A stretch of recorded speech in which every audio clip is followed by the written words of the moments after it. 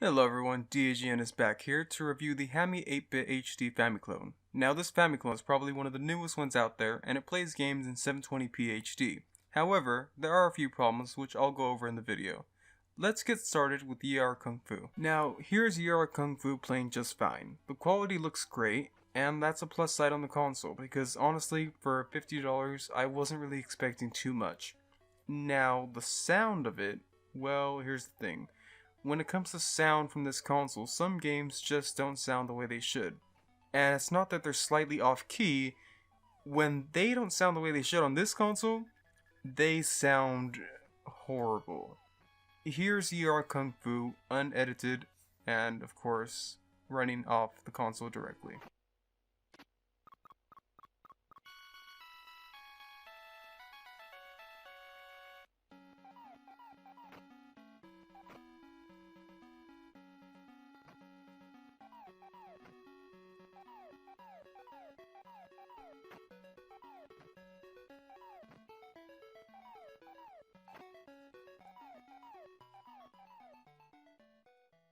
Next up, we have Ninja Gaiden 3.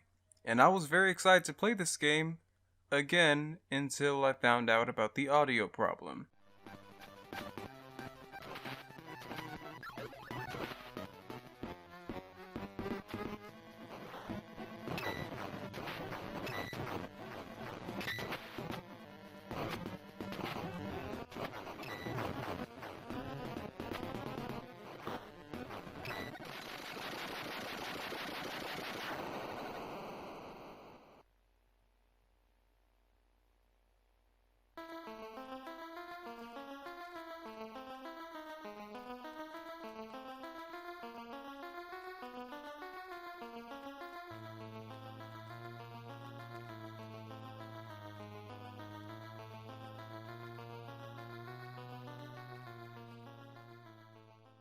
Next up, we have Space Harrier, and Space Harrier actually played just fine. It sounded perfect, and I didn't see any issues regarding, the frame rate or nothing.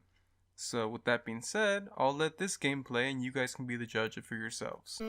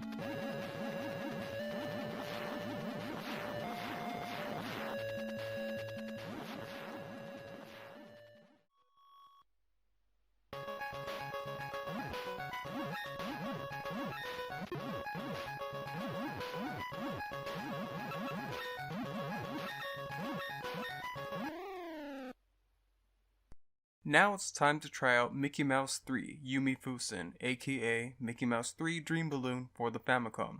This game was actually known as Kid Clown here in the United States.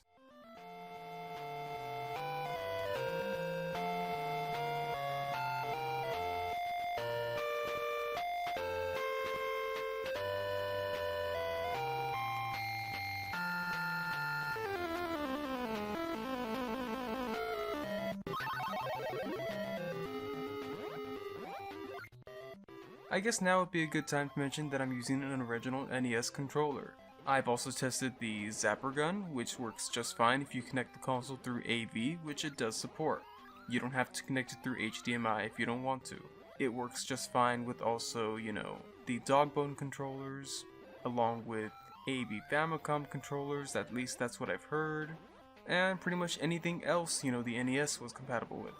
But the one thing that I have tested and it was not compatible with was an NES extension, and I don't know why it wouldn't work with it, but when I tried to use the extension cable for an NES controller, it just wouldn't detect my controller after that. I plugged in my controller without the extension cable and it worked just fine. And the very last test that I wanted to do was the Famicom disk system, and to my surprise it actually worked. it had no problem running it, and the only reason why I wanted to test it was because I had 2 Famicom Disk System games that I haven't really gotten a chance to fully play. After playing them, I can honestly say that the audio sounds fine because I compared it with my retro retro USB AVS. When comparing them both, I was able to find out that the sound quality and the picture quality are more or less the same. The picture differs a little bit, but the sound is more or less the same.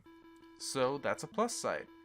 It seems to me that when running Famicom Disk System games, the console does good, but when it comes to Famicom games, this console is just a mess.